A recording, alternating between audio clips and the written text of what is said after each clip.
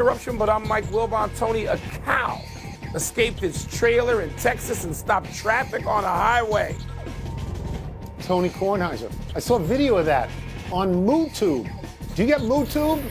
You should. No, I don't get MooTube. Very funny. But I tell you what, if a cow got out of his trailer in Texas yesterday or today, it might freeze or slip slide on the snow if you're near the Gulf.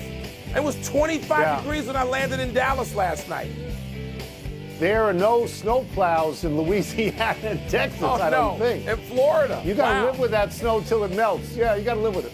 Welcome to PTI, boys and girls. In today's episode, 3 new Baseball Hall of Famers. An 11-year-old gets a big offer from the Pirates, and Brian Windhorst joins us from Paris. But we begin today with the New York Jets hiring a new head coach. Aaron Glenn comes over for the Lions, where he was defensive coordinator, to lead the team for which he played defensive back for 8 seasons.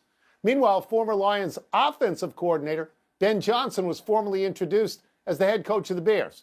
Wilbon, where do these hires put the Jets and the Bears, and where do they leave the Lions?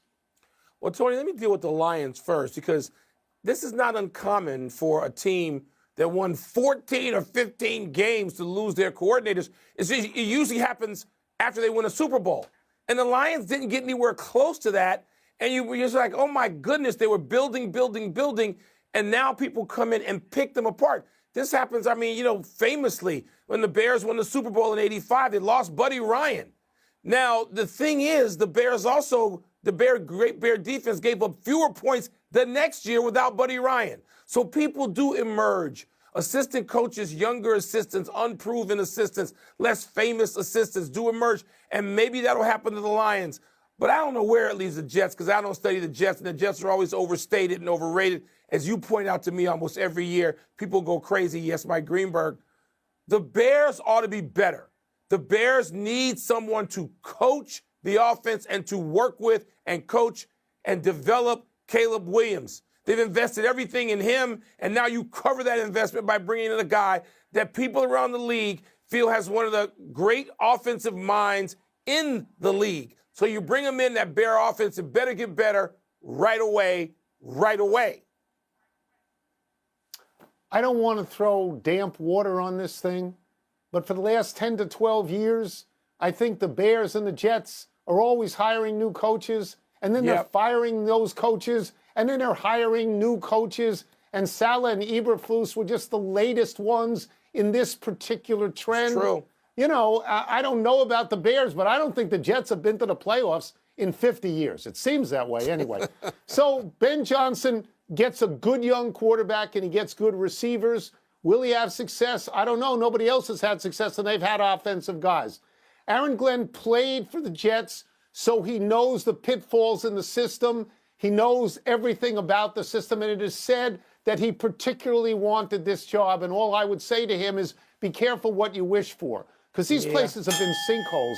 In terms of the Lions, you're right. They may lose a little, but they didn't lose players. Players determine whether you win or whether you lose. And famously, I'll just give the Patriots statistics. 2004, they lost Crennel and they lost Weiss, their defensive and offensive coordinators. The next year, they were 10-6. The next year, 12-4. The next year, 16-0 in the Super Bowl. You may take a small hit. You don't have to take a big hit. True, Tony, but let me just add quickly. Coaches determine, particularly in pro football, whether you win as well. The Bears have had players.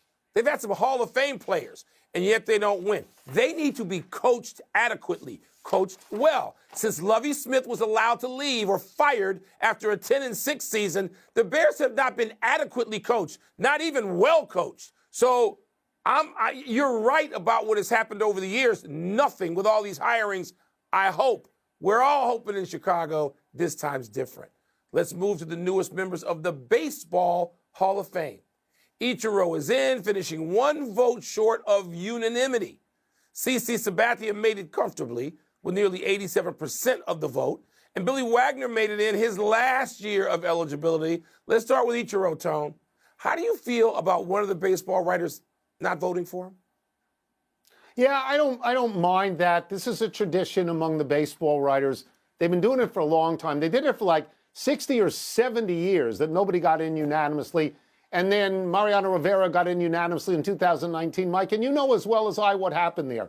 Every baseball writer said, well, there's always going to be someone who votes against him, so I'll vote for him. And then he gets in unanimously. You can't tell me that Willie Mays and Hank Aaron and Ted Williams shouldn't have been unanimous, that Cal Ripken and Derek Jeter shouldn't have been unanimous. That's a quirk of the baseball writers. I'm not going to start ranting about that. It's not like Ichiro missed by one vote to get in. He got in on the first ballot because he's a great hitter who I think had 262 hits one season, which is the record ever. So it's not a big deal. I would mention this about CC Sabathia, I'd ask for your comment about it. He got in on the first ballot. I don't think that would have happened 30 years ago. But right now, he's sort of one of the last of the great durable starters. He finished with 251 wins. Only one guy, Justin Verlander, has more of active pitchers. He's got 262. And Kershaw's getting in and Scherzer's getting in, and they're not coming close to 251.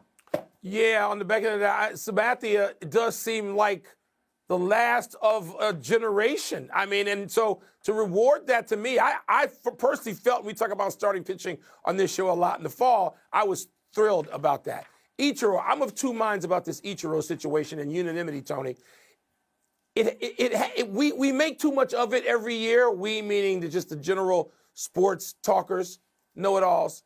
But also, it makes me angry that some dope wants to call attention to himself and he finds the need to do this. And I just, I would be snarky with baseball writers, many of which I've been close to, one of which I was for a brief period of time. It annoys me, like Cal Ripken, you mentioned, Ken Griffey Jr., these guys should have been unanimous, and they were 3%, 4%. Tom Seaver was up there years ago. It's stupid. It's time for that tradition to end. And yet, Ichiro's in comfortably on the first ballot where he should be. I actually find it charming. I do. So we disagree on that. Our next story is fabulous. It's about an 11-year-old kid in Los Angeles who has a baseball card of Pittsburgh pitcher and Rookie of the Year Paul Skeens. This is a one-of-one card. The Pirates are offering this kid a treasure trove of gifts, including season tickets, behind home plate at PNC Park for 30 years, a meet and greet with Skeens, some autographed jerseys, and a bunch of other stuff for this card. Wilbon, should the kid take the Pirates deal or keep the card for future cash out? Well, I don't say future cash out. I'm going to say cash out. How about some other stuff, Tony? A softball game for 30 people at PNC Park with coaching from team alums, batting practice and warm-up with the team, experiences at the team spring training facility in Bradenton, Florida. I could do without that. If they didn't mention, if the kid was 16, you could say maybe dinner with Kendall Jenner, and that might really, weigh. No, because if you can trade this for $1 million and go buy something and invest and put some money away, then no. I mean, the Pirates seats, are they worth that much? Really? Yeah, I mean, for 30 years, you got to see that many Pirate games? Or you're going to, be on the phone every night trying to unload Pirate? It's a beautiful ballpark, and the setting may be the most beautiful. The setting, it's not Fenway or Wrigley or, Giants, whatever the Giants are playing in San Francisco.